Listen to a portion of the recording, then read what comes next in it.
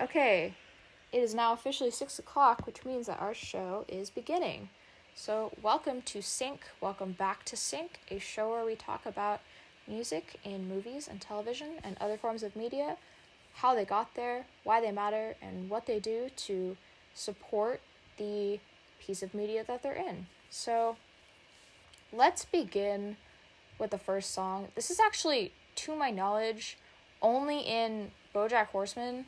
But I put it in there because I love this song. It's a St. Vincent song. St. Vincent is a very cool artist. I'd go check them out. But Los Angeles is just very, it is a cynical song about Los Angeles, which is a super fun theme right now. That's everybody's favorite thing to write right now, apparently. I'll get to that way later. But, I don't know. I actually don't have much to say about that because it's just a good song and I wanted to set that out to start the playlist. So if anybody was re-listening or whatever, I think that sets the tone for the show very well. So let's just move on. That song came out in 2018, by the way. It was in a 2018 episode of BoJack Horseman at the very beginning of season 5.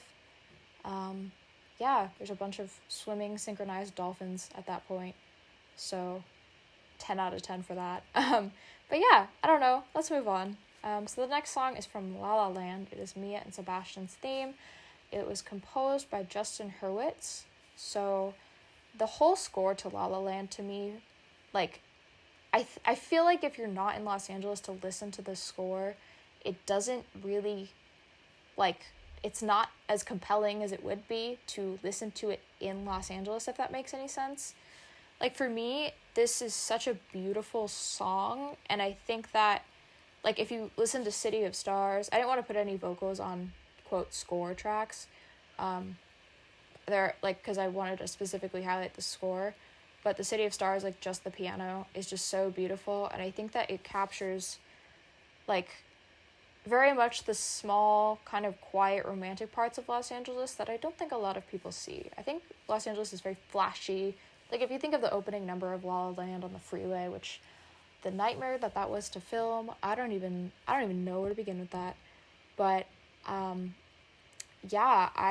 think that a lot of La La Land's score is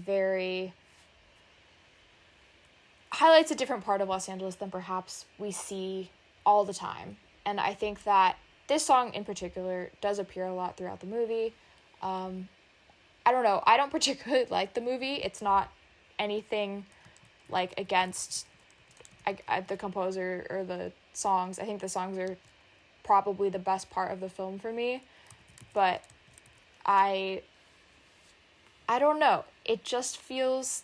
I think that the whole situation with the Oscars and Moonlight just kind of left a bad stain in everybody's, on the movie for everybody, left a bad taste in everybody's mouth. It wasn't their fault. That's the thing, is, it wasn't their fault at all. It was just uncomfortable. But yeah, I don't know.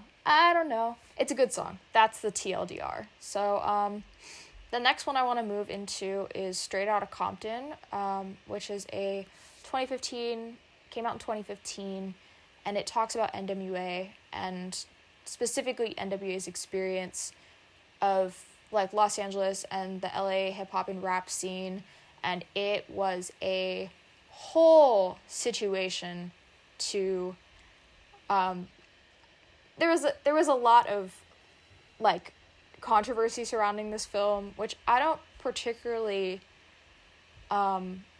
see coming through in this actually at all.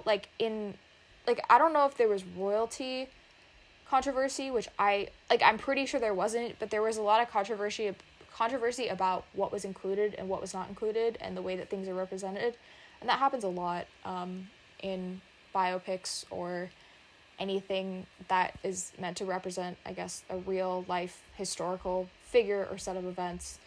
And I think that here's the thing, is a lot of times in biopics, and I did a whole show on this in the fall, they have people sing over or do, like, it just doesn't work, and they don't use the original music, and that makes sense a lot, but they do use a lot of, and I believe all of NWA's original music. I thought it would be cliche to put Straight Outta Compton in this. I think Express Yourself is an incredibly iconic piece. I think it means, like, I think it exemplifies a lot of what NWA, like, means to LA and the LA rap scene. I'm not going to pretend to be an expert on that, but yeah, there was a whole casting call situation. There was a whole, like, filming situation. I don't know. So many, like, incredible, like, people were, like, they tried to be very true to the film and, like, where things were set and how things were filmed and who was cast, and then a lot of that was, like, derailed by people who were mad about it. Yeah, it was a lot. So I don't know, I'm not going to talk about it more on the internet just because, like, I don't want to, like, I don't know, I just don't want to be, like,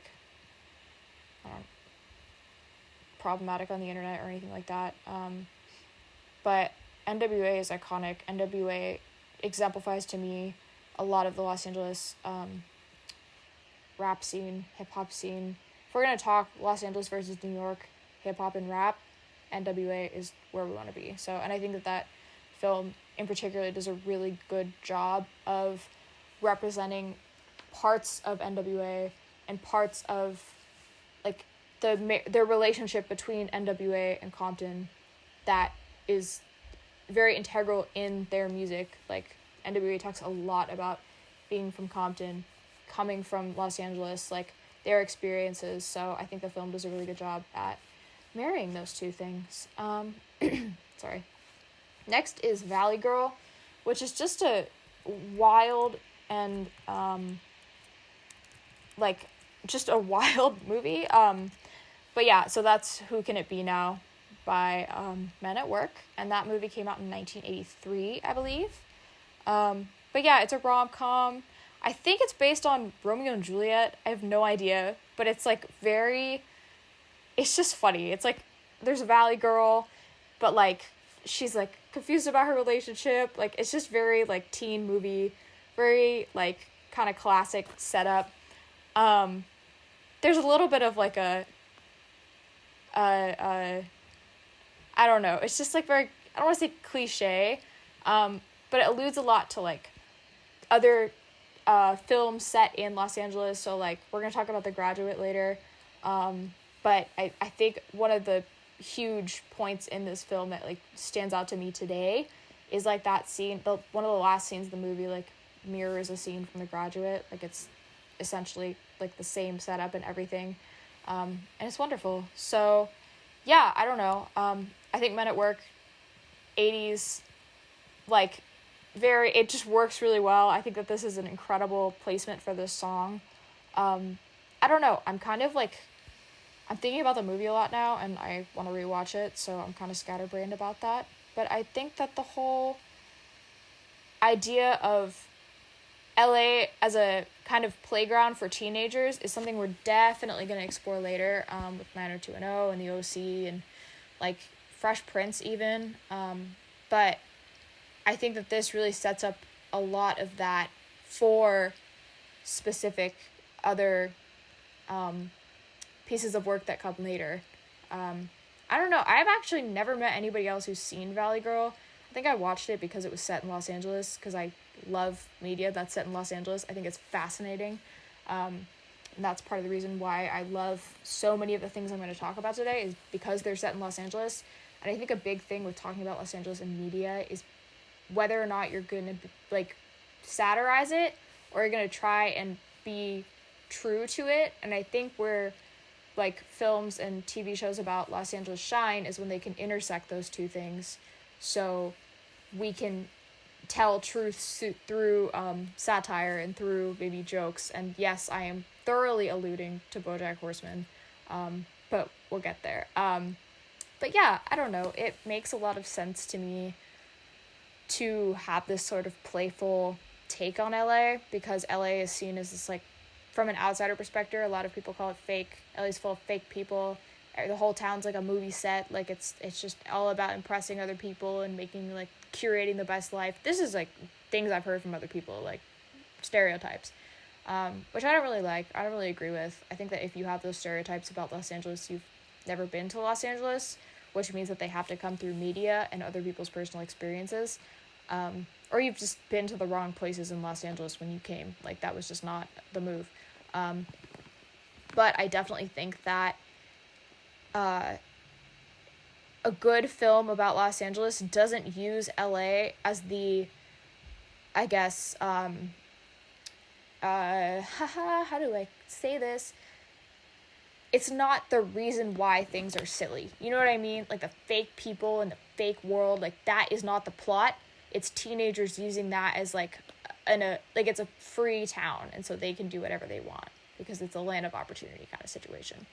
And then the flip side of that, obviously, is, like, when LA is, like, a place that is capable of much darker things, which we'll get into. But I think the ecosystem of this city is very unique, and I think that good media knows how to use that and knows that setting something in Los Angeles isn't just, like, a cheap way to film. Like, it isn't just, like, oh, like, we'll just film it in LA. Like, it's fine. No, I think a good film about, and that sets, like, that makes a very conscious choice to be set in Los Angeles, interacts with this, like, ecosystem and the character of the city. So I think that Valley Girl is a very good example of, like, being able to use the city as, like, a playground.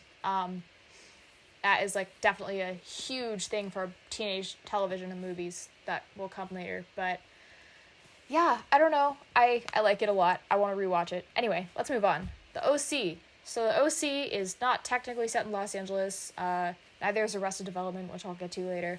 But the O.C. to me is classic. Now, the O.C. was not actually filmed in Orange County for the most part. It was filmed in, like, the beach cities and in Torrance.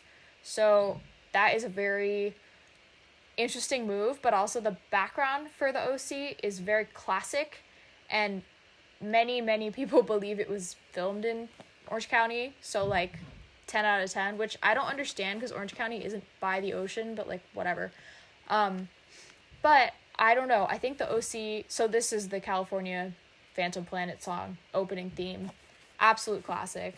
Like, I adore this song. I will listen to the song on its own all the time. I drive to the song. It's fantastic. 10 out of 10. But I think that the song really epitomizes the show. It's another one where teenagers are using the city as, like, a source of freedom and a source of liberation, and, like, being able to go on long drives and go to the diner and, like, kiss on the pier. Like, it's a very scenic,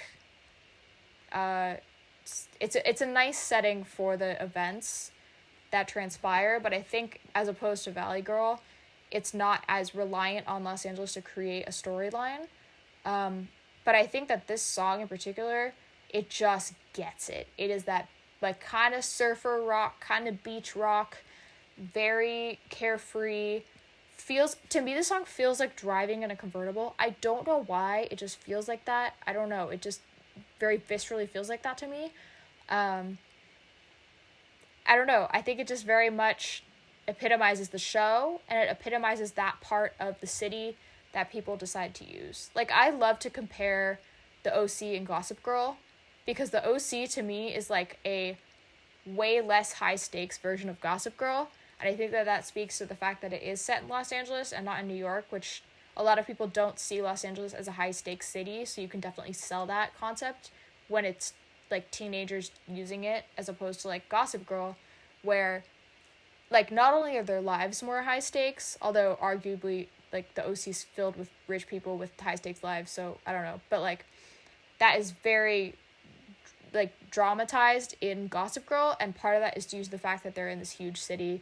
It's bustling, it's stressful, but, like, the O.C. takes a very different take on Los Angeles because it uses the beach and the sort of kind of surfer rock, and, like, definitely sets the scene to be less quote-unquote serious than something like Gossip Girl.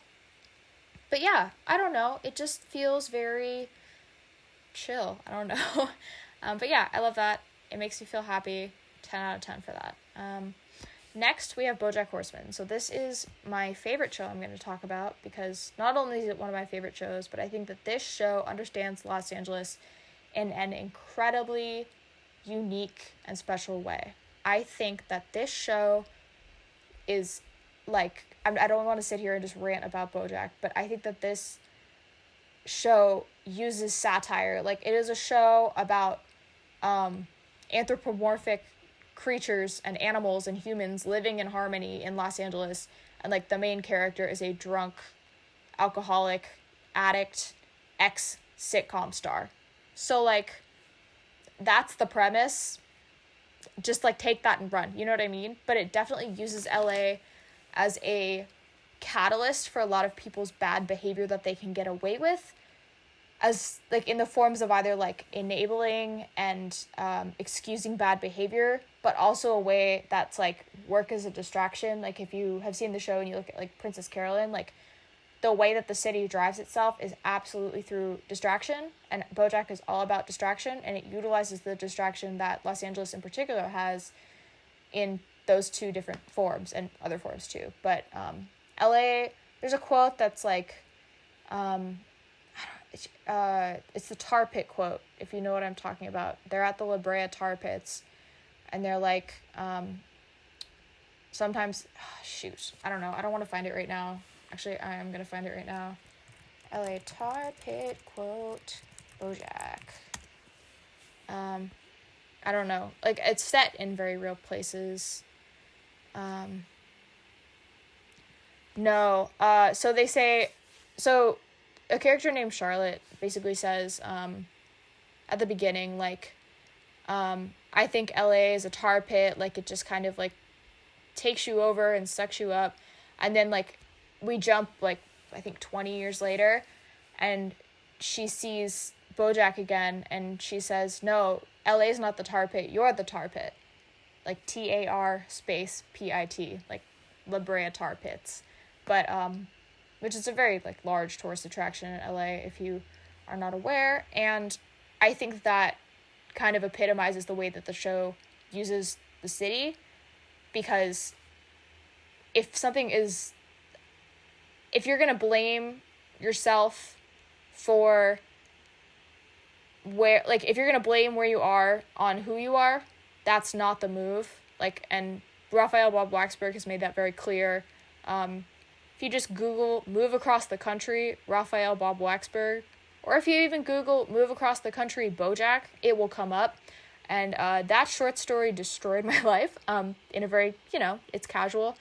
But I definitely think that the whole setting of Los Angeles, in that, as, like, people assume that LA is a tar pit that, like, can just suck you dry, and, like, you find yourself in this pit and you can't get out.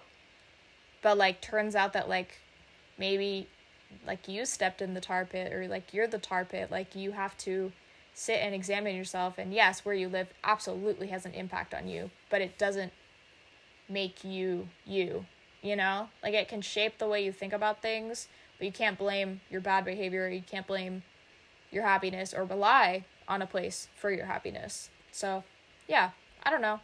The songs I included were I Will Always Think of You, just because it's an original song for the show. I think it's very beautiful. I think that I'm not going to give the context for that episode because it's a very long story, but it's cute, and really sad if you've seen the show. And then there's A Horse with No Name, which is a gorgeous cover, and it plays when actually BoJack's trying to escape LA.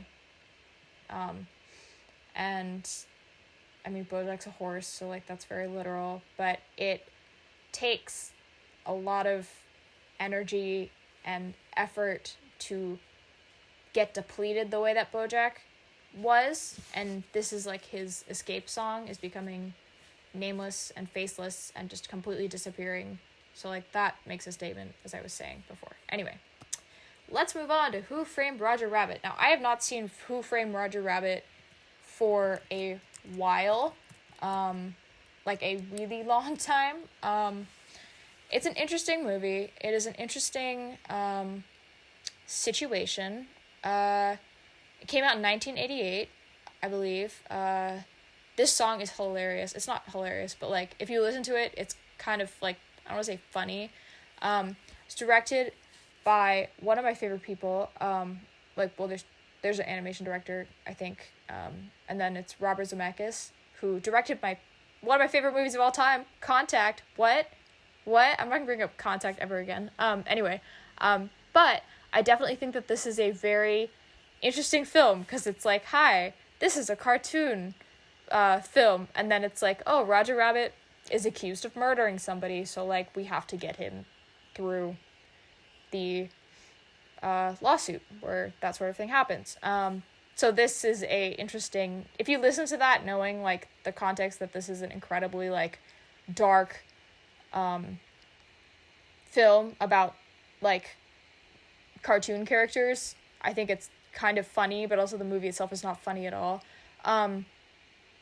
There's a couple of questionable things that occur through this film, so like I would not fully endorse it. I do endorse Robert Zemeckis, but like, you know, it's not like my favorite film of all time, but I do think the way that it utilizes LA as a backdrop that also influences the story, but the show is not about, or the movie's not about LA. Like BoJack is kind of about LA, like if you look into it, but this is not at all. Like, but I think that the people that are in it are absolutely sort of, I don't want to say caricatures, but they're very clearly influenced by the quote LA lifestyle. So take that as you will. Yeah. So all right, I want to move on to everybody's favorite writer and director who loves Los Angeles a lot. An interesting person. One of my top favorite movies of all time is written and directed by this human being. That would be Kill Bill Volume 2. Let's say that again, Kill Bill Volume 2. But I absolutely believe that Quentin Tarantino has a huge passion for Los Angeles. I don't really know why. I believe he's from LA, but I absolutely think that... So, he's made two very prominent movies about Los Angeles. That's Pulp Fiction, 1994, and Once Upon a Time in Hollywood. 1994? Yeah. And Once Upon a Time in Hollywood, which came out last year. I actually think the difference between these two films is unreal. Like, listen. So, Pulp Fiction is a very good film. I really like it. It definitely utilizes LA as a backdrop as a lot more than Once Upon a Time in Hollywood, which attempts to interact with the city in the most bizarre way I have ever seen in my entire life, but we'll get to that. Pulp Fiction, on the other hand, like, makes some good commentary about, like, how LA is, like, the sort of underlying situations that exist in LA, and, like, the way that LA can kind of, quote, change people, and the way that, like, when Mia is, like, doing drugs, like, that's a very, very, quote, LA kind of thing. I don't know.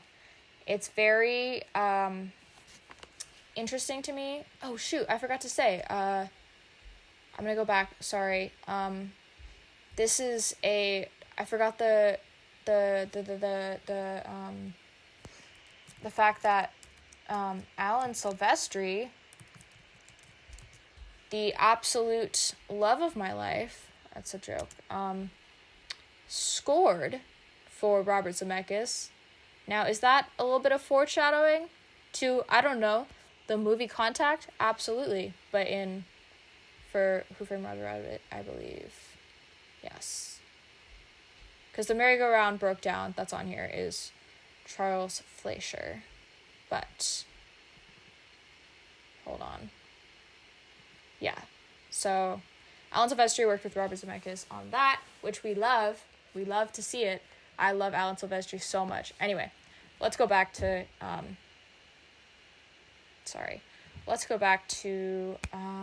Pulp Fiction.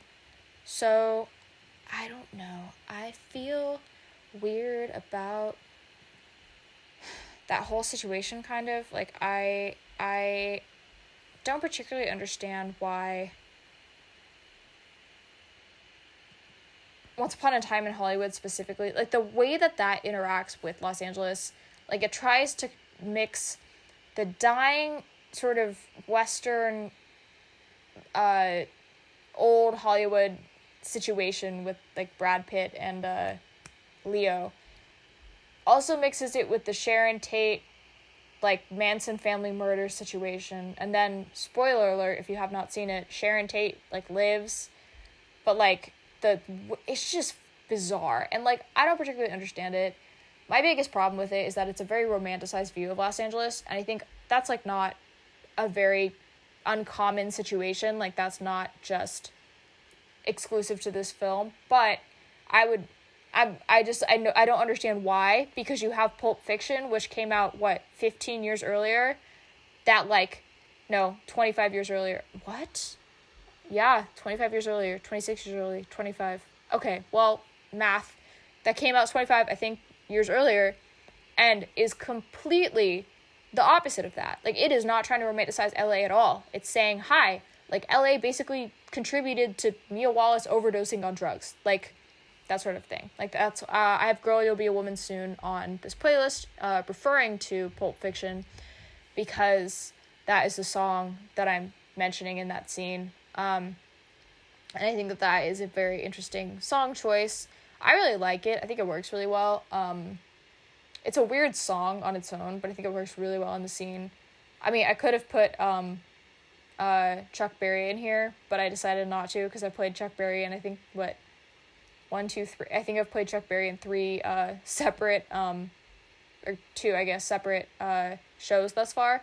So we're not going to be doing that right now. But yeah, I think that that's a very pivotal moment in the film. Specifically, we're going to talk about how Los Angeles kind of messes people up. And then I added Mrs. Robinson. Now, I'm going to talk about The Graduate. So you might be saying, why would you put Mrs. Robinson here and not for The Graduate? Here's why. Because I think that this is a conspiracy theory. I think this film was heavily influenced by The Graduate. I don't know why. I think The Graduate has influenced a lot of films about Los Angeles, which is interesting, because I'm going to say this about The Graduate later, but I don't think that film is driven by Los Angeles almost at all. Like, it's an important part of the story, but it doesn't drive the narrative. Like, it's not the thing that creates these characters, etc. So, I'm not entirely sure why it's like that, but it is like that. I don't know. I think that Mrs. Robinson being included in this, I want to say, I mean, unless I completely messed it up, but, like, I remember the scene, unless it was just a completely, I don't know, maybe I messed it up. No, I'm going to check. I can't be wrong. Okay, well, this is not it. Right? I'm like, yeah, no, I was like, I remember the scene.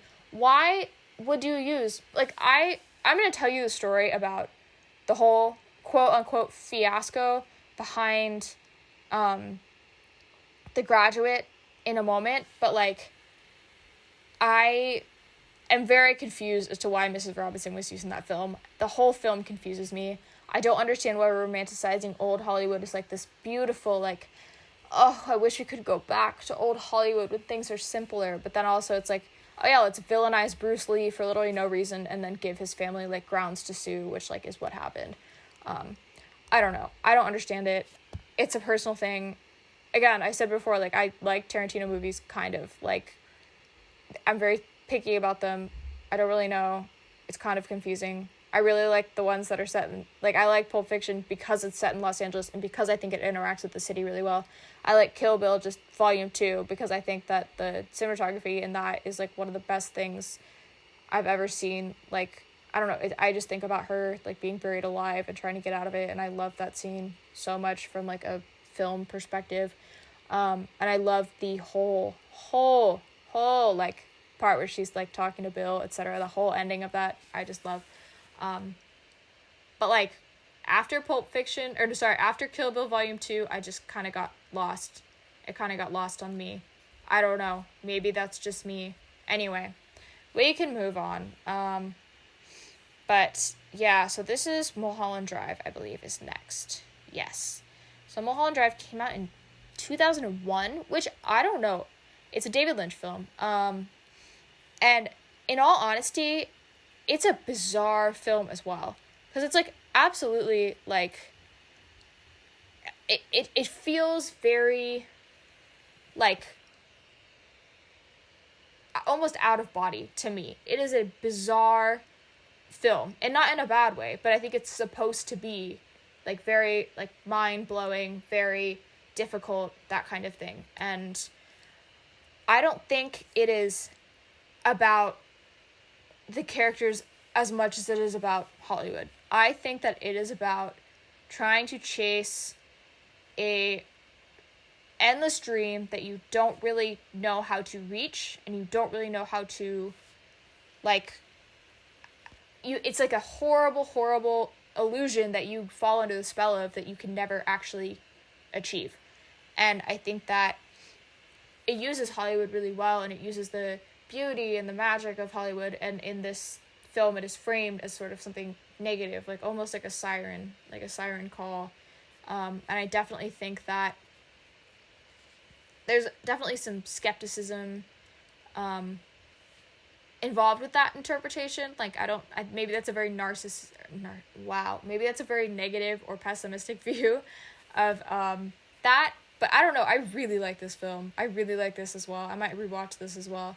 But yeah, I don't know, it's just very, like, I don't really know what else to say. I think that this, like, Bring It On Home is such a cool song, and I said this before, a lot of times, older songs, quote unquote, and older, like, I said this in, I think on Money episode. No, I said this in both episodes. Older songs with a very specific sound are used a lot to score, like, kind of darker, more, introspective moments, because they're kind of accessible, like, and when they're used, as I said in the Money episode, the Money, Power, Glory episode, it's used to be kind of accessible and sort of, like, I don't want to say nostalgic, but it's like people get to break from their big kind of personas. And then in the first, in Scoring Space, I talked about it as, like, something that is a nostalgia thing. So I definitely think that, like, Bring It On Home is used very well in this in order to create this, like, almost, like, I don't know. I'm going to talk about this in two songs. I will talk about this as well. But I definitely think that genre of music is wonderfully used in this film specifically, because it creates a yearning and a longing and, like, a dreaming for something that isn't there. I don't want to say nostalgia exactly, but it's almost like nostalgia for something you've never experienced. I think that's the best way I could describe this genre of music used in films. I don't want to say in general, because that's not always the case, but at least from what I've talked about so far, it is pretty much along the lines of, let's utilize this genre in order to create a soundscape and an atmosphere that feels like nostalgia that never actually happened. So a dream that can never actually be touched. I love Mulholland Drive. Everybody should watch it. Anyway, I hadn't seen it in so long. Oh my gosh. So next we have The Big Lebowski, which was set in 1990, which came out in 1998. And the song I have from that is the Spanish mix of Hotel California. It's a Gypsy King song. I don't know what Spanish mix totally means. I love this version of Hotel California. I think, arguably, it is better than the Eagles version. Now, don't get me wrong, I don't think that, like, I don't think it's totally I don't know, its use in this is questionable considering the context. However, I think that this is, like, the best, like, version of the song that is out there. Sorry, Eagles, I love you so much. Peaceful, easy feeling, wonderful song. However, this version of Hotel California is next level good. Big Lebowski, you know, like, mistaken identity, whole crime situation, etc. This is definitely used in a very dramatic way. I don't know, it's really good. I just really like this version of the song. I think it's utilized really well. I think The Big Lebowski utilizes LA kind of in the same way that Pulp Fiction does, and even a little bit in, like, Who Framed Roger Rabbit. I know they're all about, like, crime, but still I think that this uses Los Angeles, in my in my personal opinion, a lot less than the other two I've talked about. And I said Who Framed Roger Rabbit doesn't use it that much anyway. So I think that, like, inclusions of music, there are a couple songs on this soundtrack that use music in order to, I guess, remind everybody that it's set in Los Angeles, but the setting and the scenery for this, it makes beautiful visual use of Los Angeles. So even though it's not, like, driven as much by Los Angeles as some of the other things I've talked about, I think it's wonderful.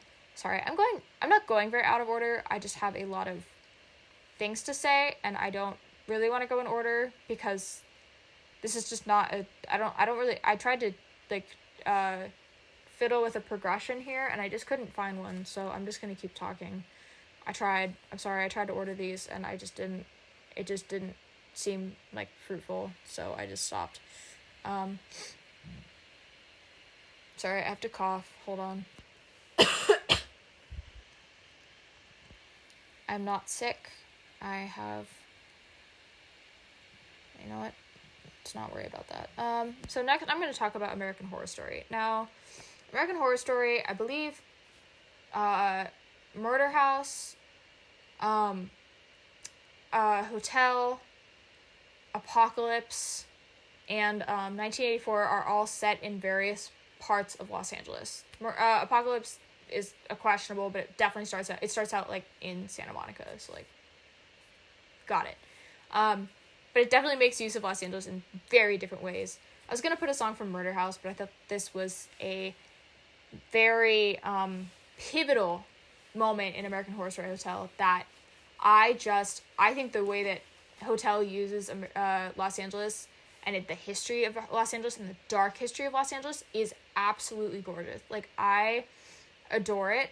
So I did Sweet Jane by Cowboy Junkies, which is a really good song. I really like this song.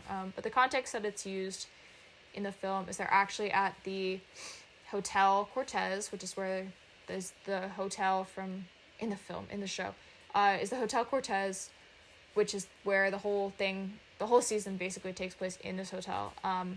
And it is a dead man who's a ghost, but nobody knows he's a ghost. And he invites all these famous, like, serial killers to his Devil's Night dinner.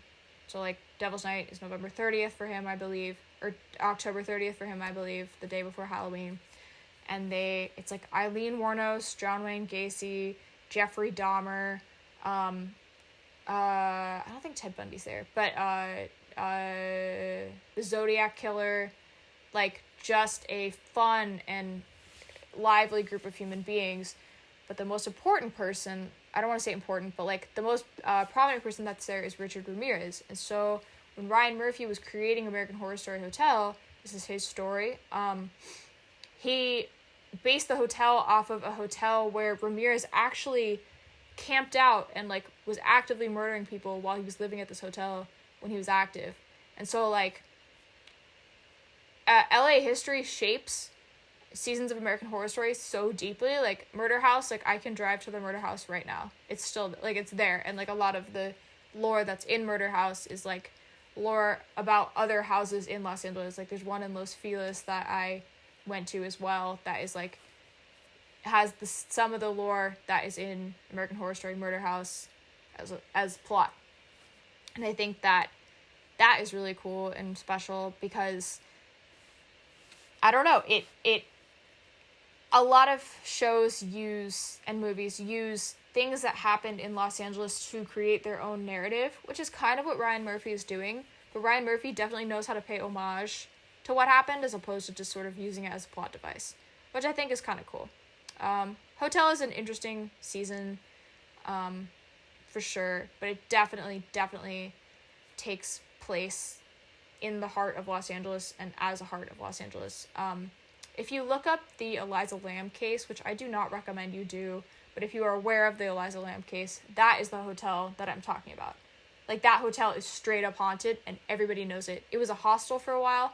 I have no idea what it is now. Like, it's just, people don't trust it. So it's been, like, 8,000 different types of, like, places to stay in, like, 10 years. So it's definitely sus, but like Ryan Murphy definitely was like, oh yeah, that's the hotel, we'll put Richard Ramirez in it. He brought Richard Ramirez back for 1984. Like, I don't know, I love it. Anyway, that song is fantastic. We're gonna move on to Euphoria, which came out last year. I wanted to talk about Euphoria because it's not actually set in a specific place in Los Angeles, but it is set in a unknown suburb of Los Angeles. So I included My Body as a Cage because that's a very pivotal song in the show. I'm not gonna, no spoilers, but if you know, you know. And then I included All For Us because that was Zendaya and Labyrinth, but I mostly want to talk about Labyrinth. So Labyrinth is not a classical composer. If you like want to put that in, if you want to put people in boxes, Labyrinth is not a classical composer. Labyrinth is more of a, I guess, like he's his own artist. He creates his own music. He's his own producer. Like, he's awesome. But he managed to create the score for a very specific sector of teenage Angelinos, I guess is the way to say it, where there's instrumentation, but there's also a lot of vocalizing, and it has hip-hop influence, it has, like, pop influence, and it's not, like, there's a good combination between selected songs and just licensed songs, and then also Labyrinth's score. And so his score blends very seamlessly in with these songs, but they are incredibly useful in creating different soundscapes for different characters, which, I don't know, a lot of television scores I've heard in my horrifying amount of watch time for television shows, is the fact that a lot of TV scoring is not very character specific. And I think Euphoria and Labyrinth do a very good job at creating soundscapes for each different character. And, like, I don't know if, like, I didn't particularly notice it that much until the album came out, and then I went back and rewatched it, and I was like, oh, he really made whole separate soundscapes for each character, which is important in the context of Euphoria, because the episodes are done by character. But what I think is really special about that is that that's a very specific sound for teenagers that I've never heard before. If we're going to look at the OC or Gossip Girl, it's a lot of pop. It's very dependent on, like, the location that it's set in. Like, New York definitely has a, like, Florence and the Machine, Lady Gaga, like, Coldplay set in, for Gossip Girl. And then for, the OC, you have, like, Beach Boys, Phantom Planet, like, I think there's, who sang Blister in the Sun? I'm, you know what I mean? Like, it's a more, like, rock kind of chill vibes, cool, great, like, 90s rock kind of thing. Sorry. But Euphoria is like, no. We're gonna mix older songs with newer songs with, like, random genres of songs, but we're gonna tie it all in with the score that is not traditional score, that is character specific and utilizes vocals so it can combine everything. I think the Euphoria score is one of the most amazing things I've ever heard on television. I'm going to move on because I could talk about this forever, but whatever. Clueless, 1995. Yes, I love Clueless. It is a classic. It's also influenced by the book Emma, which I was named after. So I'm obligated to like Clueless. That's a joke. But I don't know. I included Rollin' with My Homies just because it's like a funny running joke in the film. But I think similar to Valley Girl, Clueless uses LA as kind of a playground. Specifically because everybody in Clueless is R-I-C-H, rich. And definitely there's a little bit of discussion about class in that. But, like, is there really? Like, not really. Like, But I don't know. It does a very good job at making Los Angeles be a playground, specifically where they live in Los Angeles. Like, it is just their whole world, and they have endless possibilities, and, like, yet they're so tied up in their own situation. I don't know. Clueless definitely utilizes Los Angeles in a specific way. Oh my gosh, I have so many more to go. Wow. Aren't you excited? Love that. But yeah, I don't know. I think it's cool. I think it works. I don't know. I like it. I don't have much more to say about Clueless. I think Clueless and 10 Things I Hate About You are kind of similar in the vein that, like, they utilize the space that they're in to create, like, who they are a little bit. Like, 10 Things I Hate About You is set in Seattle, or outside of Seattle, I think. And the city is, like, a playground, but it's not, like, super integral to the storyline. It's just, like, very clear that being set there is important. So it definitely makes it, like, I think if Clueless were set anywhere else, like, it wouldn't make as much sense with the narrative that they decided to choose, like, or that they wrote out for the characters. I don't know. Cher is absolutely a product of her environment, and that is very obvious, and probably would not have come through if they were set anywhere else. But anyway, if you look at, like, Cher versus, like, Blair Waldorf, you can just, like, see what I'm talking about. Anyway, sorry. Oh my gosh, I am talking a lot. My throat is dry. Alright, Fresh Prince of Bel-Air. I actually don't have much to say about this, because a lot of Fresh Prince is not, is like various sort of sitcom riffs, and there aren't a lot of, like, songs in it, but the theme to Fresh Prince of Bel-Air is absolutely iconic, and once again, it encapsulates a lot of the essence of the show, which, as all good TV themes should, like, if your TV theme does not, if your, I guess, main title song does not encapsulate what the show's about, what's the point? You know what I mean? I think it should. Anyway, it's very in place. Like, he's like, yep, somehow I managed to find myself in Bel-Air. This is who I am. I'm gonna, like, not only rap in, like, my style, but, like, I'm gonna talk about things that, like, I'm gonna talk about my life, I'm talking about my story, and I'm gonna talk about this wild place called Bel-Air that, like, this is what you're gonna learn as an audience. Like, you're gonna follow me on this journey, literally by me telling my story every single episode to explore Bel-Air, figure out what it means, how I connect with it, how I can, like, use it in my life, how it will influence me. And, like, I don't know, I just really like the show. I think it's great. Yeah, I don't know, I don't have much to say about it. That was about it. But yeah, next we have Boogie Nights. Oof, okay. So Boogie Nights, in my opinion, is probably, listen. So, okay, so, yeah, 1997, I believe it came out. But yeah, the song I chose from this was Jungle Fever. So Boogie Nights has its whole own soundtrack. So, like, 100% go listen to the whole soundtrack if you haven't. If you haven't listened to the soundtrack and have seen Boogie Nights, I don't know why you haven't listened to the soundtrack, because it's absolutely iconic. If you have not seen Boogie Nights, and you have listened to the soundtrack, go watch it. It's fantastic. But it is my favorite PTA movie. I'm not gonna lie. Sorry, Phantom Thread. I really like it. It definitely utilizes Los Angeles a lot, in my opinion. It talks about, like, the, I guess, quote, seedier, underquote, seedier, unquote, underbelly of Los Angeles. And I think that it doesn't really talk about it in a negative way, if that makes any sense. Like, it's not like, ooh, we are sex negative, like, ooh, this is not great. But then it sort of it talks about drug use again, and I think that, like, films that talk about drug use that are set in Los Angeles, as I've said before, Pulp Fiction, etc., like, are very, very interesting, and they definitely make a point to include Los Angeles in the narrative that is about that specific topic.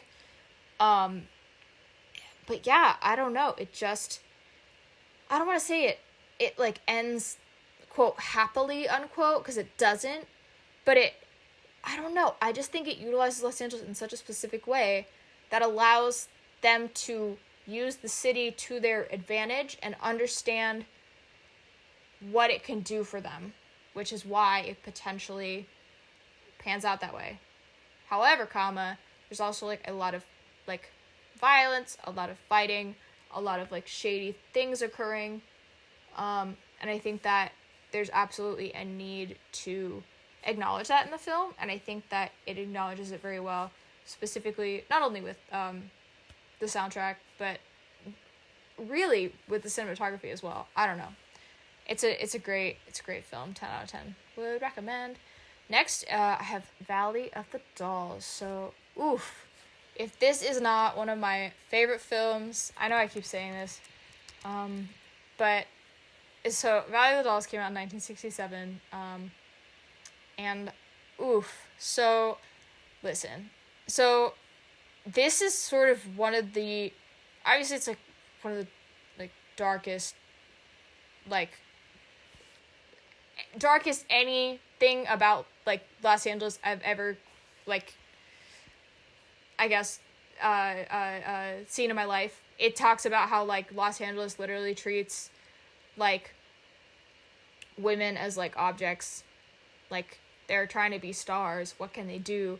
But then it's like they fall into like specific drugs that are seen as like what kind of has to happen, and then there's like all this like there's a lot of exploration of femininity in a world that like you need to both utilize your femininity to get ahead, however you can't really be a stereotypical woman, if that makes any sense. Like you can't like you are not, I don't know, does that make sense? I don't want to be like issues involving women like feeling like a lot of the women in this are labeled as quote crazy because they have emotions or like that kind of thing, and that actually leads them to get even more down on themselves and like make things a lot worse. And I don't want to say spoiler alert because the movie came out in 1967, but like it ends really poorly, and like there's this definite balance of how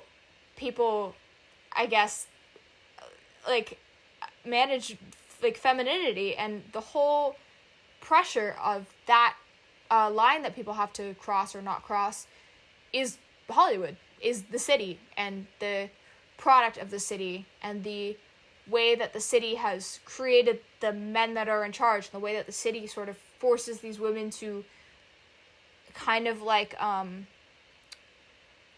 Mulholland Drive ? Like dream for something that doesn't exist, and dream for a sort of life of happiness that you have to sacrifice your happiness to think that you are going to achieve your happiness, if that makes any sense. But yeah, great movie, great film, would recommend.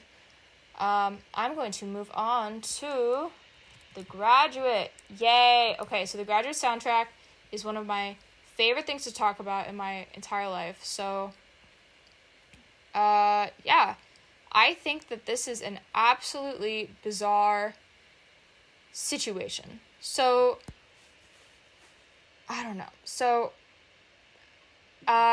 who was it? Was it the editor? Or was it? Yeah, okay. So yeah. So, everybody, Simon and Garfunkel, I believe, became very famous from the Graduate soundtrack. I think that is how they sort of launched their career. However, they were not supposed to be in the film. They were put in there as a temp track for editing purposes to like do pacing. And then like Nichols was like, "Oh yeah, you know what? That's what we're going to do. Let's get Simon and Garfunkel to write everything, or we'll take some of their existing songs. And that's going to be it. That's going to be how we're going to do it." So like I don't actually know if they had a composer that they fired or not. I have no idea. I know I talked about it a while ago. But I don't know. I think it's wild. It's like, could you imagine just being like, just using a temp track and being like, "Oh, you know what? Like, let's just actually just cancel everything else. Like, let's just get all of it. Just get Simon and Garfunkel's like all the music they want to give us. I would also ask them to write stuff too. That'd be great. Sound bizarre? Because it's actually not bizarre. People do this all the time. Space Odyssey, 2001 Space Odyssey. Composer fired because Stanley Kubrick was like, because he was like, "Oh, yeah, that's no, I like these temp tracks better. Sorry, fired. I don't understand it, but you know what? It worked out really well. It turned out really well. So, yay." I included Scarborough Fair because the scene in The Graduate with Scarborough Fair is one of my favorite scenes in the whole movie. I think The Drive in that does a really good job at showing. I don't know, it's just pretty. It's just a really good, I don't know, I like it. I think that the film uses Los Angeles in a very odd and specific way, which is why I was kind of confused as to why Once Upon a Time in Hollywood and Valley Girl both utilized, like, definitely took cues from this film. And so I'm kind of like, interesting. Like, the film is about a lot more than Los Angeles, and I would actually argue that Los Angeles is not a huge central point in the film at all.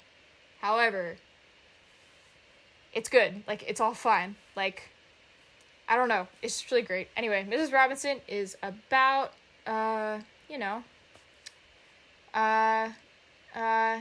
you can read that for yourself, because there's a lot of debate as to whether or not they intended it for it to be, Joe DiMaggio and, Mrs. Roosevelt. However, they're like, no, just kidding. That was an old song. Now it's called Mrs. Robinson. So, enjoy that song. It'll be great. It's a good song.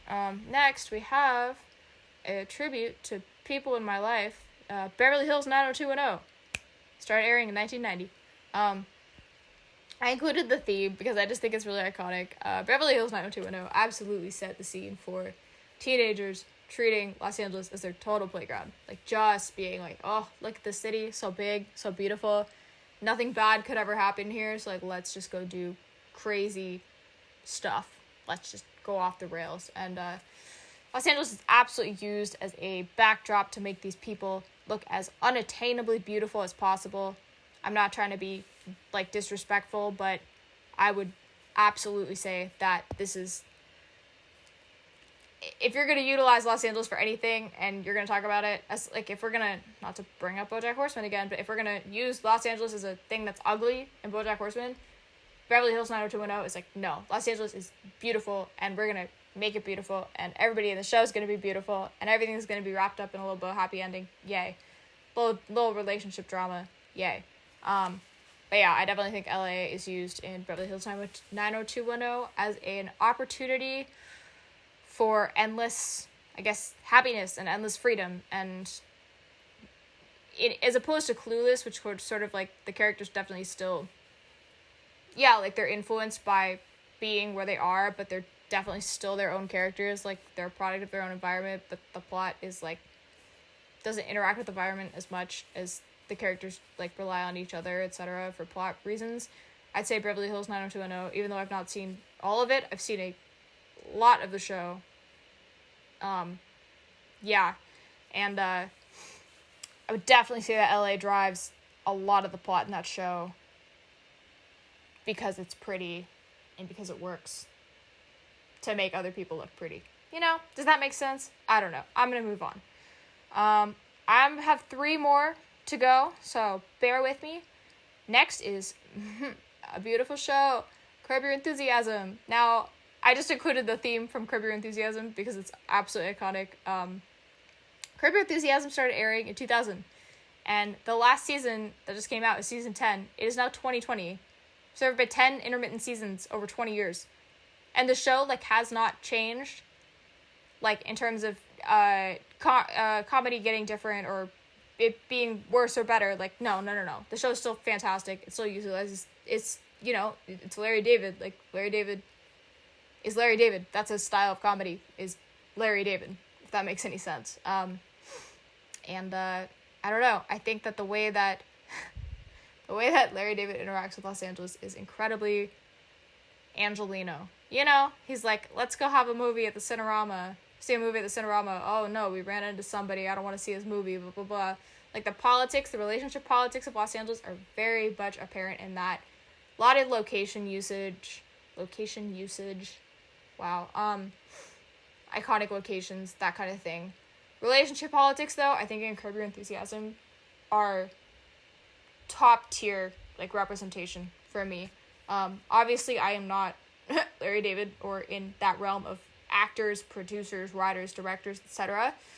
But, A, he puts real people in the show, which is, in my opinion, very, very important if you want to, like, it's not asking you to suspend your disbelief when you're looking at a representation of something that, like, he is trying to say about Los Angeles. And what I said at the beginning about, like, marrying Los Angeles as a, like, a satire that could be a form of truth, but also, like, kind of telling it through satire and through comedy. Like, absolutely, Curb Your Enthusiasm hits that nail on the head so hard. I think that Curb Your Enthusiasm is probably one of the best representations of Los Angeles ever, which is hilarious, because, like, it's Larry David is very famously from New York, so, like, I don't know, he killed it. So, like, thank you, Larry David, I love you. Season 11, come soon, please. Season 10 of Curb Your Enthusiasm in 2020, 20 years after the show aired, was unbelievably good. It was fantastic, so love it. Anyway, I have 2 more to go. This is Arrested Development, so would absolutely say that Arrested Development is supposed to be set in Newport Beach. I think a lot of it was filmed in Marina del Rey, if I'm not wrong. Some of it was filmed on, like, Balboa Island. Some of it was filmed in Huntington Beach, actually. But a lot of it was filmed closer to Los Angeles, which makes sense for filming purposes. Excuse me, I have to drink some water. Ah! Oh my god. But I would absolutely say that the whole notion of score being like this is gonna sound ridiculous, but it's almost like a labyrinth situation. Like, the score for Arrested Development is David Schwartz, right? Did not get published, I think, until Netflix they didn't release it until Netflix, I think, acquired the rights. Like, it's just like a series of sort of, it uses instruments really interestingly. It uses various different, like, tonal patterns, I guess is the best way to say it, in order to create transitions and create soundscapes for specific situations. And the motifs that occur in Arrested Development situation are unreal. Like, they are so good. Like, the score for Arrested Development works so well because it doesn't even try to be a score. It's a nice mix between sitcom, sort of like the Seinfeld, you know what I mean? And, like, being, like, a whole, like, piece, like a whole, like, series of sound effects, or a whole, like, it puts a very nice transitional piece without it sounding, I guess, too sitcom-y, you know? Like, it doesn't sound like it's supposed to be filmed in front of a live studio audience, a la Seinfeld, etc. I don't know, I think it works really well. Arrested Development doesn't actually use, I don't think it uses, before Netflix acquired the rights, I don't think it used a single song that was, like, licensed. I may be incorrect. I might be forgetting some very iconic song that was in it. I honestly would not be surprised with myself at this point. But I think that Arrested Development's use of music and David Schwartz's ability to score so many different types of or write so many types of music, so many, like, various genres within the same soundscape, very cool. 10 out of 10. Arrested Development definitely interacts with Newport Beach. Oh yeah, the whole thing is centered around Newport Beach. Blah.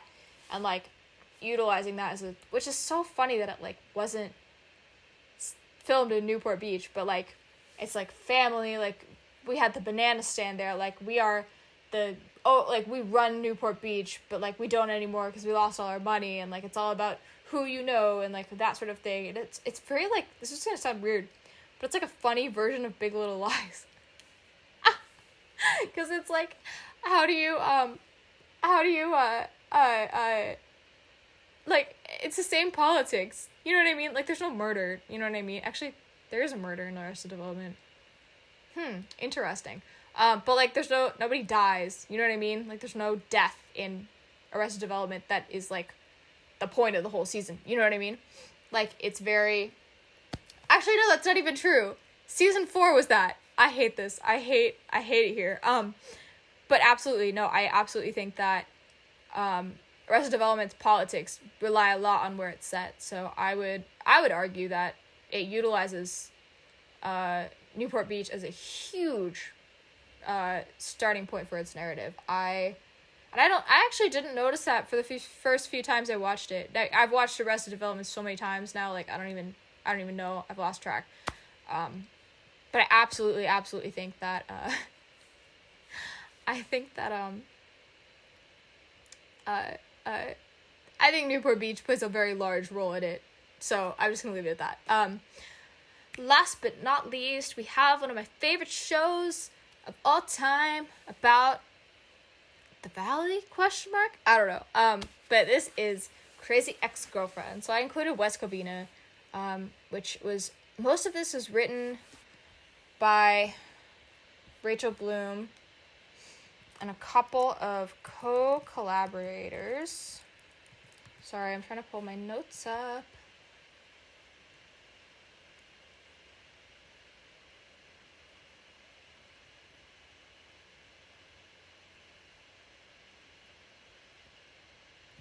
Yeah. So, sorry about that. I wanted to make sure I had all the right information.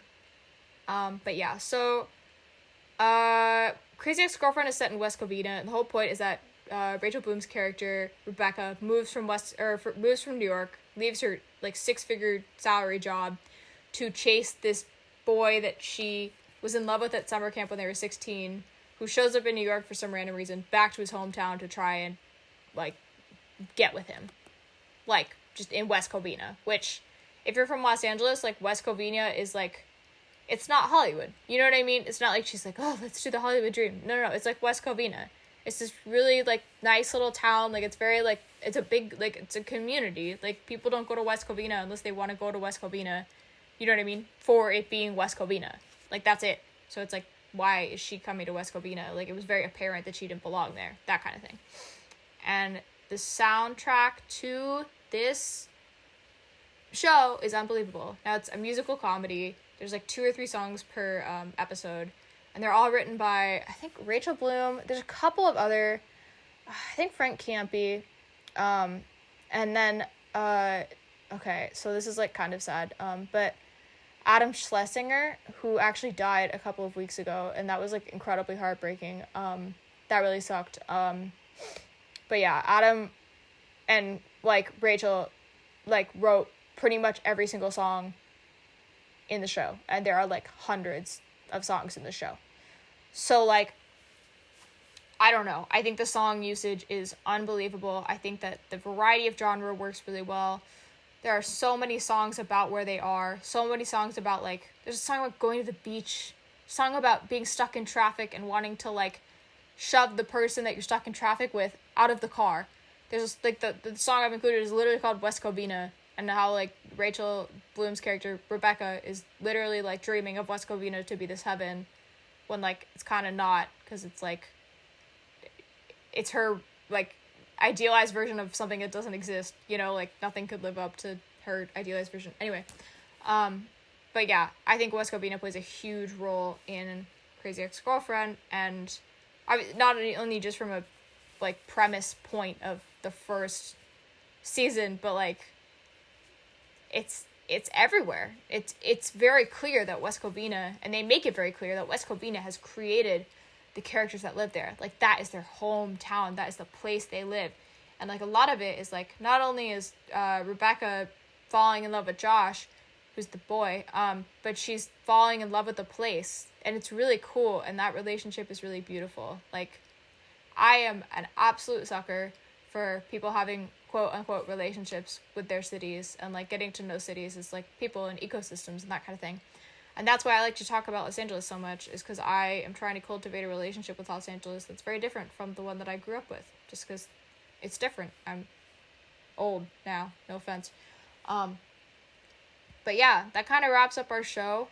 If we're going to talk about how things interact, how we represent things, I think it's really important to consider what the narrative is trying to say. And if the narrative is acting in, like, contrast to how the show is, or the film is interacting with the city, if it's how it's interacting with Los Angeles, if Los Angeles is merely used as a prop, or, like, even a backdrop for a narrative, like, the narrative can go either way. Like, it could be good or bad for what it is, but, like, keep in mind that anywhere something is set, it should be a part of the narrative, because that's, like, important. Where you live, what the environment around you is important. Like, maybe LA isn't the tar pit. Maybe you're the tar pit.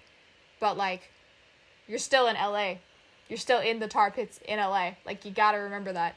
So, like, I don't know. I don't really believe when people say that their environments don't completely influence you. Like, no, they shouldn't make you who you are to the core, to the point where you believe that if you leave, like, you'll be a different person. No, but they definitely shape the way that you behave and the way you act and that kind of thing. And I don't think it's fair to set a film anywhere where the place that they are, like, the characters are interacting with, like, isn't interacting back. You know? I don't know. Maybe I'm just saying things now. I've been talking for, like, 70 minutes. I should probably go. But thank you so much for listening. I hope that makes sense. I hope you watch things with a careful eye now. I hope that you are all doing well. I hope that things are feeling, I don't know, a little bit better for everybody. If not, I'm sending you a lot of love. Yeah, thank you so much for watching. Thank you for listening. I know there's nothing to watch. I appreciate you. Anyway, much love. I will see you in the next one. Goodbye.